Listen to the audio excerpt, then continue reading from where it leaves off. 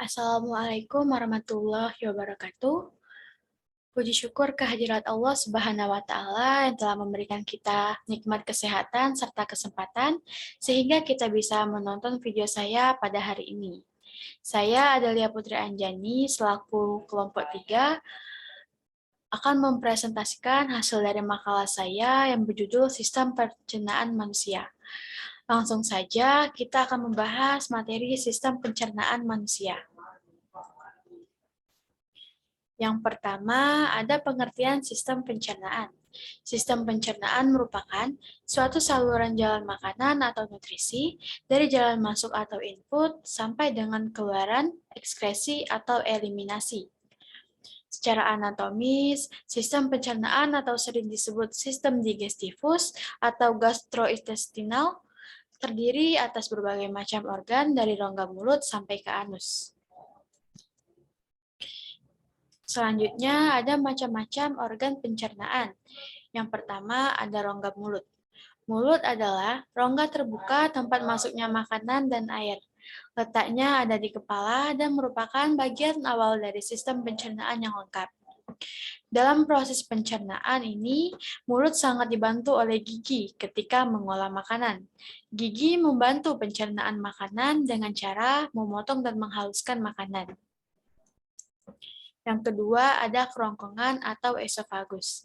Kerongkongan atau esofagus terletak antara tenggorokan dan ruas tulang belakang. Ketika makanan telah dikunyah, lidah akan mendorongnya ke bagian belakang mulut sehingga kita dapat menelan makanan tersebut. Yang ketiga ada lambung atau gastrium. Lambung adalah saluran pencernaan yang bertotot dan berongga yang bentuknya seperti yang terletak pada epigastrik, umbilikal, dan hipokondriak kiri rongga abdomen. Ukuran lambung sangat berbeda sesuai dengan jumlah makanan yang ada di dalam lambung, antara 1,5 liter atau lebih. Lambung dibagi menjadi 3, yang pertama kardiak, yang kedua fundus, yang ketiga pilorus. Kardiak merupakan bagian lambung pertama sebagai tempat masuknya makanan dari esofagus. Yang kedua ada fundus. Fundus adalah bagian tengah yang bertujuan untuk menampung makanan dan proses pencernaan. Yang ketiga ada pilorus. Pilorus merupakan bagian terakhir dari lambung dari penampungan makanan dan jalan keluar makanan ke usus halus. Yang keempat ada usus halus. Usus halus dibedakan menjadi 3 bagian, yaitu duodenum, jejunum, dan ileum. Yang pertama, duodenum. Pada duodenum terdapat muara dari ductus choledocus dan ductus pancreaticus.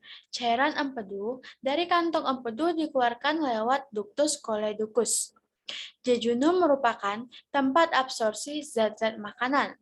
Ileum absorpsi melalui villi usus. Yang kelima ada usus besar.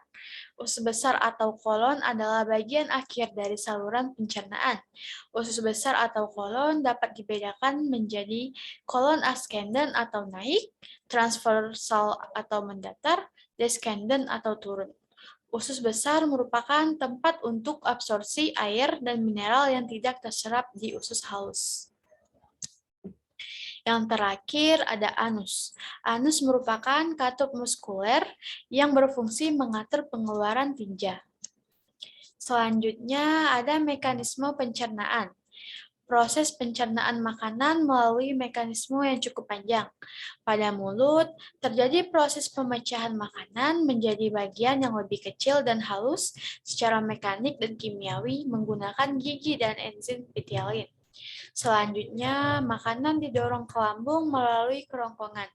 Pada kerongkongan, terdapat otot-otot yang mengatur gerakan mendorong makanan yang disebut gerak peristalsis. Pada lambung, pencernaan terjadi secara kimiawi oleh enzim renin, pepsin, lipase, dan HCl. Kemudian, proses penyerapan sari-sari makanan terjadi di usus halus. Proses penyerapan air dan pembusukan sisa-sisa makanan terjadi di usus besar. Kemudian, sisa-sisa makanan ini dikeluarkan melalui anus. Selanjutnya ada jenis-jenis pencernaan. Jenis-jenis pencernaan ini ada dua jenis. Yang pertama, pencernaan mekanik dan pencernaan kimiawi. Pencernaan mekanik pada manusia merupakan pencernaan yang dibantu dengan gigi dan lidah berlangsung di dalam mulut. Berdasarkan fungsinya, ada 3 macam gigi, yaitu gigi seri, berfungsi untuk memotong makanan, gigi taring untuk mengoyak daging, dan gigi geraham untuk mengunyah makanan. Secara kimiawi, merupakan proses penghancuran partikel-partikel makanan menjadi makin halus atau jadi bubur halus dengan menggunakan enzim. Melalui pencernaan kimiawi inilah bahan makanan menjadi nutrisi-nutrisi sederhana yang siap diserap oleh tubuh.